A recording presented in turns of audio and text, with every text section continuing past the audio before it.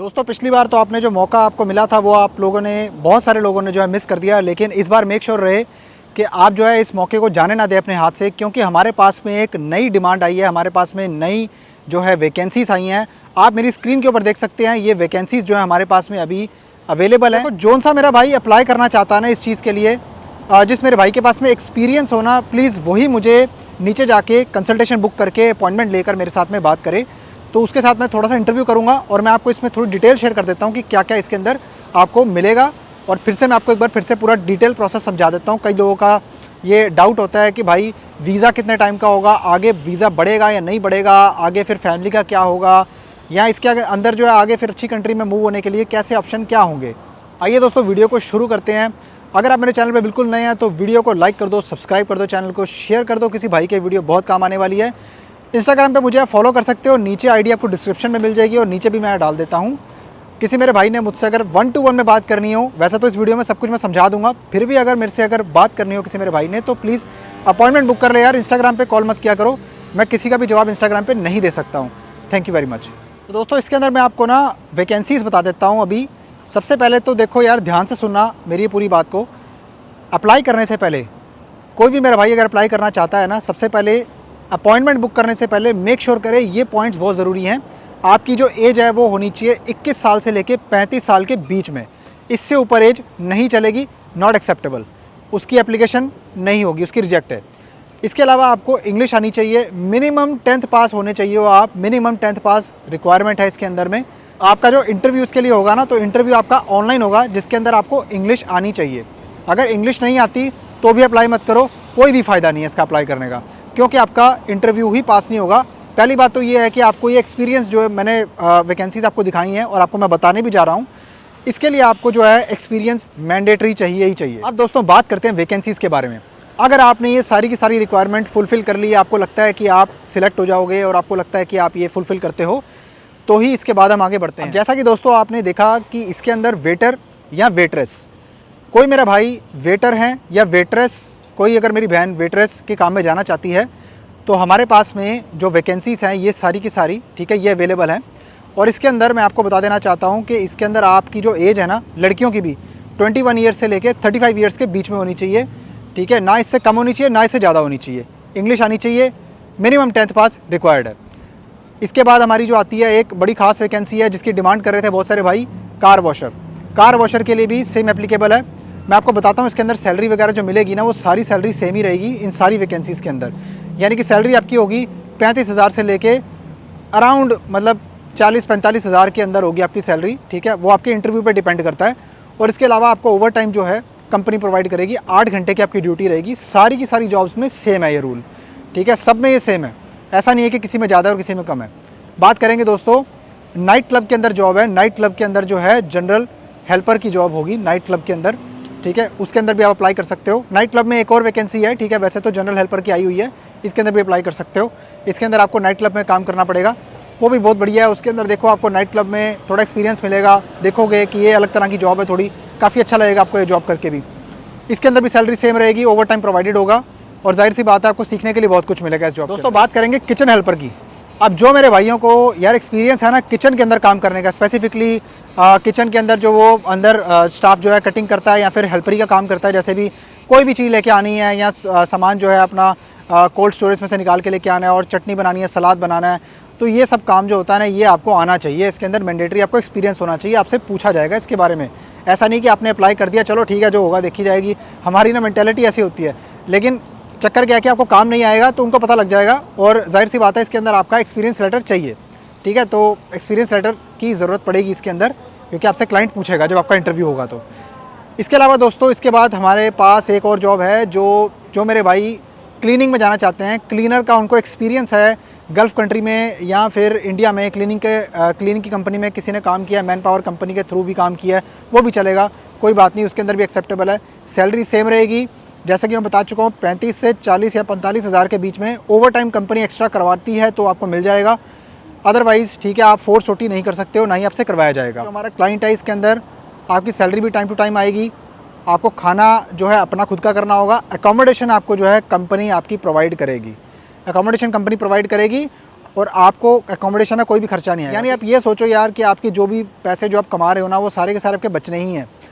और अब मैं आपको बताऊंगा इसके अंदर फ़ायदा क्या होगा। देखो यार, पहली बात तो ये है कि अगर आप इन जॉब्स के लिए शुरुआत में चले जाते हो ना, अब यार बहुत सारे भाई हैं ना जो यार वो ना ये सोचते हैं कि हम इंडिया में बैठे हैं ना, अगर हम इंडिया के अंदर किसी अच्छी कंपनी में, किसी कॉल सेंटर में या फिर किसी बढ़िया कंपनी में जॉब कर रहे हैं ना, तो वहाँ पे मतलब यूरोपियन कंट्रीज़ में आके या टर्की में आके या फिर किसी और कंट्री में जाके अगर हम जाएँ ना वीज़े पे, हमें अच्छी जॉब पे जाना है, तो यार ये मुमकिन नहीं होता। आपको उसका ना सीधा साधा एक कारण बताता हूँ। देखो यार, अगर ये ऐसा ही होता, ठीक है, तो ऐसे तो एक बात बताओ कि सारी दुनिया यहाँ बैठी होती ना।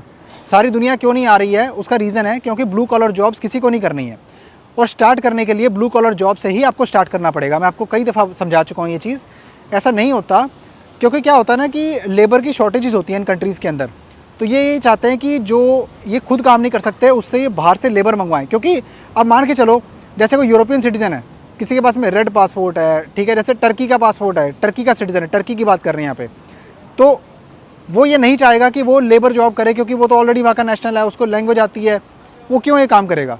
तो इसके लिए अप्रूवल मिल जाती है आपको गवर्नमेंट से, जो एम्प्लॉयर होता है उसको आपको बुलाने के लिए, यानी कि आप एज ए कैंडिडेट आपको बुलाने के लिए, ठीक है। तो इसी वजह से आपका वर्क परमिट भी अप्रूव हो जाता है, क्योंकि उनको वहाँ पे रिक्वायरमेंट होती है और वो फुलफिल हो जाती है आपके through as a foreign worker.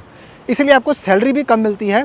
जो टर्क्स को सैलरी मिलती है उससे कम सैलरी आपको इसलिए मिलेगी क्योंकि एक तो आप देखो बाहर से आ रहे हैं, ठीक है, और दूसरा उनको भी पता होता है कि यार अगर हम इसको बुला रहे हैं, सारा खर्चा कर रहे हैं और इसकी मतलब इसको जॉब भी दे रहे हैं, अकोमोडेशन भी दे रहे हैं, उनको सब पता होता है कि हमें इंडिया में हमारी करेंसी कितनी बनती है और हमें जीने के लिए कितने पैसे चाहिए और हम इसमें कितना सेटिस्फेक्शन इसमें हमें मिलेगा, तो उन्हें सब पता होता है, ठीक है। तो ऐसा नहीं है कि मतलब वो आपको ये है कि हाँ कि ज़्यादा सैलरी देंगे या फिर बहुत कम सैलरी देंगे। उनको सब पता होता है कि यार ये इसका जो है ना कंट्री के हिसाब से इतनी सैलरी देना है इस बंदे को, ठीक। दोस्तों, इसमें आपको कंपनी जो है ना प्रॉपर तरीके से रखेगी, इंश्योरेंस भी आपको प्रोवाइड करेगी इन केस अगर आपको कंपनी में काम करते करते कहीं पर चोट लग गई या कोई आपके साथ में कुछ हादसा हो गया जिसकी वजह से आपको मेडिकल की अर्जेंट रिक्वायरमेंट है, यानी कि आपको मेडिकल असिस्टेंस की अर्जेंट रिक्वायरमेंट है, तो उसके लिए भी कंपनी आपको जो है पूरा का पूरा खर्चा मुआवजा जो है बियर करेगी, क्योंकि वो कंपनी की रिस्पॉन्सिबिलिटी है। वर्किंग आवर्स के दौरान अगर कुछ ऐसा होता है तो आपको कुछ पे करने की ज़रूरत नहीं होती है। जहाँ तक मैं समझता हूँ कि ये बिल्कुल ठीक भी है और ऐसा होना भी चाहिए, क्योंकि बाकी सारी कंट्रीज़ में भी ऐसा ही होता है। तो अब दोस्तों आते हैं मेन पॉइंट के ऊपर, जो मेरे भाई फैमिली वाले हैं। यार देखो, पहली बात तो ये है, आप ये बात को समझो, अगर आपको यूरोप में निकलना है ना, ठीक है, यूरोप तक अगर आपको पहुंचना है तो उसके लिए सबसे पहले आप अगर रिस्क भी नहीं लेना चाहते, ठीक है, अगर आप नहीं जो है पैसे पहले देना चाहते, तो ये आपके लिए ना बेस्ट मौका है, क्योंकि इसके अंदर सारे पैसे वीज़ा लगने के बाद होते हैं। वो पैसे मैं नहीं आपसे ले रहा, ठीक है, वो एजेंसी का चार्ज होता है, लॉयर्स की फ़ीस होती है, लेबर अप्रूवल्स के चार्जेस होते हैं, आपकी वीज़े की कॉस्टिंग होती है, सब कुछ इसमें इंक्लूडेड होता है। सारे जो चार्जेस होते हैं ना वो इंक्लूडेड होते हैं इसके अंदर, जो आपने वीज़ा लगने के बाद पे करने होते हैं। और सॉरी, मैं आपको यहाँ पे कॉस्ट नहीं बता सकता हूँ, क्योंकि बहुत सारे मेरे भाई हैं ना ये सोचते हैं कि यार ठीक है कॉस्ट भी बताया करो। जैसा कि मैंने आपको पिछली वीडियो में बताया, यार देखो, अगर मैं आज ये वैकेंसी आपको बता रहा हूँ ना, ठीक है, तो ये वैकेंसी सिर्फ इसी वीडियो के लिए है। मान के चलो, जैसे इस वैकेंसी के लिए डेडलाइन जो है मेरे पास में आज से 10 दिन लगा लो आप, ठीक है। तो यानी कि आज जो मैं ये वीडियो बना रहा हूँ, ठीक है, आज है 12 जुलाई, तो 22 जुलाई इसकी डेडलाइन है। 22 जुलाई का 21 जुलाई समझो, 21 जुलाई तक अगर हमें एप्लीकेशन रिसीव होती हैं तो ही हम उसके अंदर उस कैंडिडेट का, पर्टिकुलर कैंडिडेट का इंटरव्यू करवाएंगे और प्रोसीड करेंगे, नहीं तो उसके बाद में नल एंड वॉइड है जो भी इस वीडियो में बताया जा रहा है। खर्चा मैं इसलिए नहीं बता सकता क्योंकि individual to individual, vacancy to vacancy और साथ में हर चीज़ का फ़र्क पड़ता है। एक सेम खर्चा, सेम अमाउंट हर एक कैंडिडेट पे एप्लीकेबल नहीं होता, ठीक है दोस्तों। तो इसलिए ये एक रीज़न है बहुत बड़ा कि इसके अंदर जो है मैं आपको एक फ़्लैट अमाउंट नहीं दे सकता हूँ और ना ही मैं बताऊँगा, क्योंकि ये पब्लिकली मैं नहीं बता सकता। ये दोस्तों तभी आपको पता लगेगा जब आप पूरी असेसमेंट मेरे से करवाएंगे और उसके बाद में आपको पता लगेगा कि हाँ आपका सच में इसमें आप क्वालिफाई करते हैं या नहीं करते।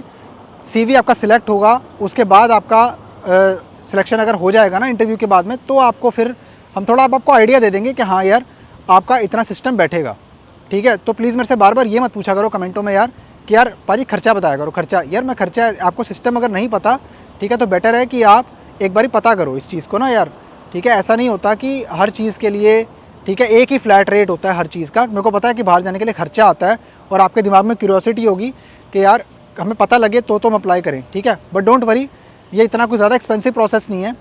ये काफ़ी बाकी कंट्री से कंपेयर करेंगे तो काफ़ी चीप प्रोसेस है और इसके अंदर आपको आगे जाके मैं आपको बताता हूँ कि अब आगे जाने का आपको तरीका आपको कैसे पता लगेगा इसके अंदर। अब देखिए दोस्तों यार, जो तो मेरे भाई कभी इंडिया से बाहर नहीं निकले, ठीक है, मैं उनको ये राय देना चाहता हूँ कि सबसे पहले तो यार आपका अगर आपका एक्सपीरियंस अगर इसमें है और आप क्वालिफाई कर जाते हो तो इसमें अप्लाई ज़रूर करो, ठीक है। 22 जुलाई डेडलाइन है, फिर से बता रहा हूँ, अप्लाई करो। उससे पहले पहले अगर आपका सिलेक्शन हो गया तो ये मान लो कि आपको एक तो इंटरनेशनल एक्सपीरियंस मिलेगा, दूसरा वैकेंसी फटाफट से फिलअप हो जाती है जब आती है, क्योंकि इसके अंदर ज़्यादा जो लोगों की रिक्वायरमेंट अभी है नहीं, तभी एक शॉर्ट टर्म के लिए वैकेंसी आई है।